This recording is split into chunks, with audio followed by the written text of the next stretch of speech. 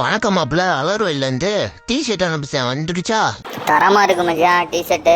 இப்போதான் மானாமரம் போயிட்டு வந்தேன். கல்யாண வேலை எல்லாம் போய்கிட்டு இருக்கு. நீங்க எப்போ வர்றியா? இந்த தடவை கண்டிப்பா வந்துருவீல்ல? ஒன்றும் கவலை இல்லை மாப்பிள்ள.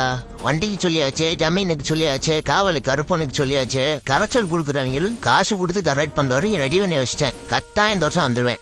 The next day.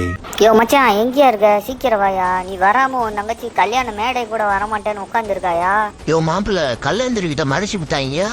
கரைச்சலை கொடுக்க போறாங்கன்னு நினைச்சா கலங்க வச்சு விட்டாங்க. காசு யாருக்கு சாமி வேணும்? அவங்க மனசுதான் வேணும். என் கூட ஒரு சோறு சாப்பிட்டு போமான்னு உட்கார வச்சு விட்டாங்க. உன் தங்கச்சிக்கு என்னையா பதில் சொல்றது? மருமன்ட்ட சொல்லியிருக்கேன், பார்ட் டைமா பெர்ஃபார்ம் பண்ண பவளக்கனி வாங்கி ஒருத்தரை கூட்டிட்டு 7 மலைக்கு மேல வந்து எத்தனையோ கோடி பேரை பார்த்துருக்கியா? ஆனா இவங்கள மாதிரி ஒருத்தனை பார்த்ததே இல்லை. பாசம்னா மறுக்கிறீங்களா? கல்யாணத்தை பண்ண காப்புராவும் வந்து செந்துடும். கருப்பா, இந்த கண்டாங்க கை உளறியா.